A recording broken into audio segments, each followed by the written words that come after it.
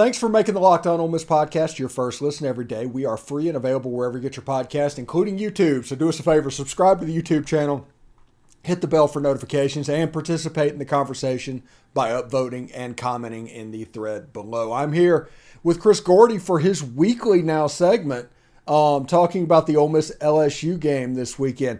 This game always brings out a specialness. Whenever Ole Miss is really good, this is a top 5 rivalry in college football. When Ole Miss isn't so good, it's not. But when Ole Miss is good, it can be pretty special. You're right, and this is a rivalry it's been pretty one-sided the last 20 years or so. LSU has really owned a lot of these matchups, but I think the thing that stands out to me, Stephen, is just like in recent years how much more high scoring it's been. We were talking earlier off air about the 2014 game, how epic that was, the 10-7 win in Death Valley, and LSU stymies the Ole Miss offense, but the Ole Miss defense with the Landshark defense was playing lights out. Really since then, it's been the winner has scored in the 30s, 40s, or 50s. And so, this one kind of looks to be the same when we look at both these offenses.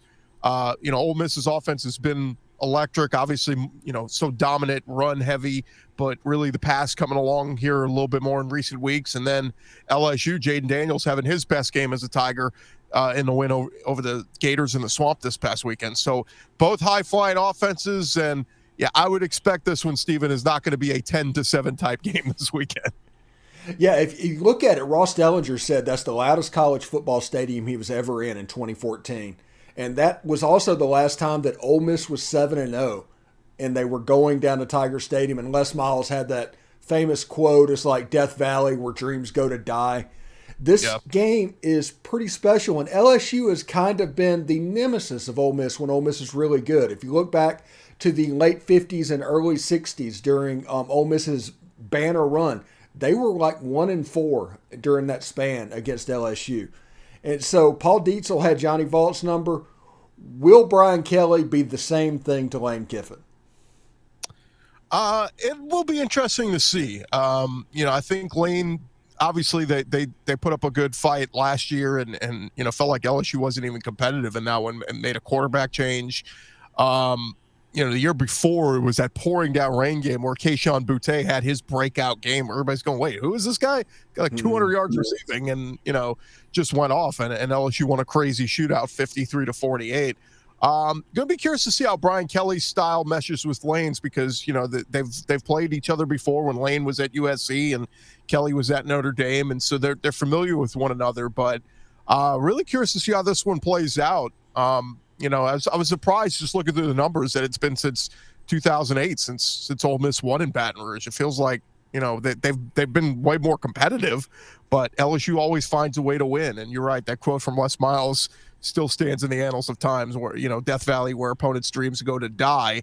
The Rebel fans will be hoping their dreams don't go to die in Baton Rouge this Saturday because so much on the line, man. An undefeated season, and you just keep looking at the schedule going, if we can get to that Alabama game undefeated, who knows? Maybe we have another get your popcorn ready, precursor to a game. Yeah, it's the dangest thing, and not to look ahead or anything like that, but if Ole Miss can get to Alabama and win that game, they can clinch the West that night, the way it's set up. To where there'd be 2 games left and it would already be done. So you got to get through these tough 2 games. And I've told people all the time that Ole Miss in Tiger Stadium and Ole Miss in College Station is about survival. Just win the game. I don't care if it's by 1 point, 40 points, or whatever. Just try to go down there and win that game. Because the way Ole Miss's schedule sets up, it's crazy. You've got this massive game against LSU. Then you have what is the ultimate trap game, especially if Ole Miss beats LSU in College Station, because with Alabama after that, everybody's going to be talking about that Alabama game. Then after that, you go up to Vietnam. You're up in Fayetteville, and 5 days later, you have the Egg Bowl. So it's like nothing but trap games here, surrounded by big games. It's the most bizarre schedule I think I've ever seen. Yeah, I've been describing it. I mean, this is the meat of the schedule. And, for those who didn't see it this week, I had A.J. Finley on the starting safety for the Ole Miss Rebels. And even he said, that the guys recognize more words than one that, the schedule was a little bit lighter on the front end. They kind of knew that, but you still had to go out there and take care of business. And they did.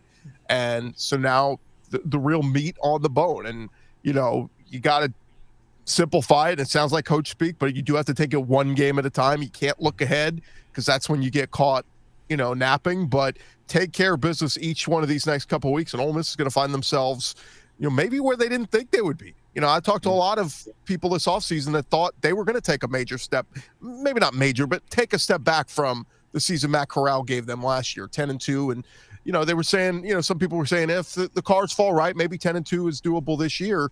But, I don't know a lot of people. And if you looked at the schedule, it looked doable. But I don't know a lot of people who were saying, yeah, Ole Miss is going to be undefeated at this point in the season. You would have thought maybe there was a slip up, the Kentucky game, or, maybe we didn't know how bad Auburn was going to be. But, you thought maybe they'd have a loss on the schedule by now. And so the fact they're sitting here undefeated is what happens with all fan bases. I think the Ole Miss fans who were a little pessimistic now come around and go extremely optimistic and start to go, we can run the table. We can go undefeated. And so, it's just kind of how the ebbs and flows of a season go. But, yeah, like I said, even at this point, if you told me they finished 10-2, I would say that's an outstanding season. But I think where Ole Miss fans are right now looking at things, you would say that's maybe a little bit disappointing because of where you sit right now. Yeah, should be interesting. So what storylines are you looking for in this game Saturday? Man, the big thing this past week, I was surprised Ole Miss's defense was as leaky as they were, particularly in that second and third quarter against Auburn. Granted, Auburn is in a desperate spot, but Tank Bigsby had his best game since week one against Mercer, and he was really just finding some running lanes. And Ole Miss just had poor tackling. That was something AJ Finley said, was they just the run fits and things that they were showing, they didn't tackle well. And they did a better job in the fourth quarter and cleaned things up and put Auburn away. But the way LSU's offense just exploded down the swamp in a hostile environment against the Gators, and we know Florida's not very good and they're going through a transitional phase, but that's a hostile environment that Jaden Daniels got his groove back and put up a ton of yards, the dual threat. We saw him throw for three touchdowns, run for 3 touchdowns, but it was that passing game. That 350 yards as a passer, that's a danger territory. If I'm Ole Miss's defense, I'm looking at that and wondering, man, how do we slow down Jaden Daniels, 1, through the air, but 2, with his running ability. And in turn, because the play calling was so dynamic, they got Josh Williams going, who had over 100 yards rushing. John Emery had some nice runs. So the run game was aided by Jaden Daniels' play. On the flip side, I thought LSU's defense had some leaky plays. They let Anthony Richardson break off. I think it was an 81-yard touchdown run. They had, he had a couple big plays on that first drive. They hit a big passing play for a touchdown in the opening drive. So to me, Steven, we could talk about Ole Miss's run game and all this, but to me, it's whose defense is up to the task. Who's going to force those turnovers, get the sacks, force some 3-and-outs, force some mistakes. Because I thought this past week, both defenses had their moments where they looked leaky. But from an offensive standpoint, it's hard to say Ole Miss and LSU aren't playing their best offense of the season right now. It's crazy.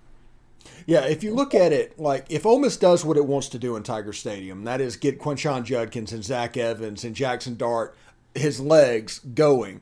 If that happens, I don't think LSU has much of a chance in that game.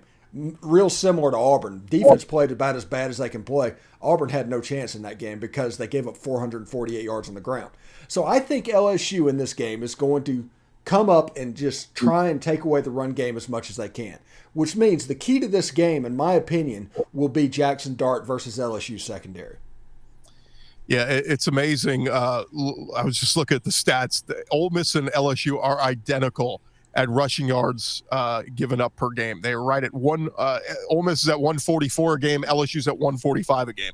They are right there. Their run defenses are equally good as good or equally as bad, however you want to look at it. But they're both giving up 145 on the ground, basically. What can LSU do? And you're right. I mean, I think you're going to see more of their linebackers come up and play in the box. Micah Baskerville, I think, is going to come up and play a lot. Perkins, their freshman linebacker, has been having an outstanding season. I think he's going to play a big factor in this game. Greg Penn as well. So you're going to see a lot of guys in the box. And could Jackson Dart take advantage of that? I think LSU's secondary has kind of been a mixed bag so far this year. That they've been okay.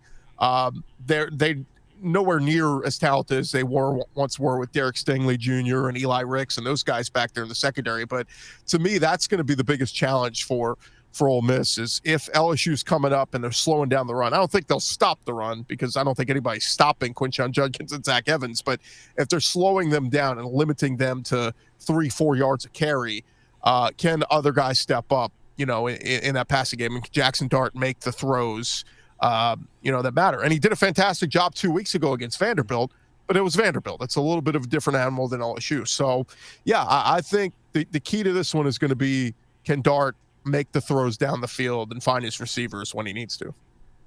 All right. Is there anything just kind of maybe different that you're watching this weekend that you're going to be paying attention to? Maybe this gives you the indication if it's swinging one way or the other. I'll say this, for anybody who hasn't really watched LSU, their special teams have been abysmal this year. And I'm not talking about missed field goals. They've had one or two of those. It hasn't been terrible. But I'm talking muffed kickoffs, muffed punts, fumbles, on punting, returning. It has been unbelievably bad. I mean, even to the point where they had another one this past week in Florida. Jack Besh muffs a punt. It has just been every week there is some atrocity, turnover committed in the special teams game. It's unbelievable. And luckily, it hasn't really cost them outside of, I think what the missed extra point at the end of regulation against Florida State where they lose that game. Auburn, they were able to bounce back. A couple of these games where they did it, they were able to bounce back. Tennessee, their other loss, obviously they fumbled the opening kickoff and Tennessee never looked back. But to me, that could be a big key this week, Stephen, is LSU's constant blunders on special teams. If they drop a punt or drop a kickoff and Ole Miss jumps on it, that could be the thing that swings this game, particularly if it's a shootout, kind of like this game, like I said, last time it was played in Baton Rouge, that 53-48 type game. Man, you turn the ball over once, it could be a killer. Mm-hmm. Yeah, possession loss could be the difference in the game. That crazy game that Ole Miss played against Alabama, it was a bad snap and a field goal attempt that actually allowed Bama to get it out to 2 scores and essentially ended the game. But so in shootout type games, yeah, that's unbelievably important. As you can see below, LSU is a 2-point favorite according to BetOnline at the time of this recording. That is over number 7 Ole Miss. That shows you the home field advantage that they're giving to Tiger Stadium. The over-under is at 66. It's a 2:30 game on CBS. Chris, what is your prediction in this game? How do you think it's going to go? Gosh, man, I'm going to go back and forth throughout the week. I think it's a shootout. I think both offenses will have their way. I think you're talking, like LSU last week won 45-35 over Florida. Ole Miss won 48-34 over Auburn. Both teams in the 40s, maybe, maybe a 47-41 type game. I'll probably lean Ole Miss right now, digging through the numbers, because I think maybe LSU does have a costly turnover that cost them a possession and Ole Miss steals one. So I'll go Ole Miss, but man, I'm going to say, I know the over-under 66, take the over there. I think both teams get into the 40s this week. It's funny because when you talk about a team that runs the ball as well as Ole Miss does, typically you think that's eating clock and eating up time of possession. But they score so quick on the breakaway runs like Judkins and Evans have. It doesn't even eat up that much time. They go down and score so quick. So, yeah, that's where I think both of these offenses flying on all cylinders right now. And I think it's a game in the 40s. But right now I think Ole Miss wins a close one. Should be a really, really fun game. Anyway, get more on the SEC by making Locked On SEC your second listen. Everyday host Chris Gordy, he is right there. And his local experts of Locked On take you across the SEC in 30 minutes. Make Locked On SEC your second listen every day. Locked On SEC. Thank you very much, Chris. I hope if you are traveling for any game whatsoever, I hope you're careful. If not, I hope you enjoy it, bud. All right. Thanks, Stephen. All right.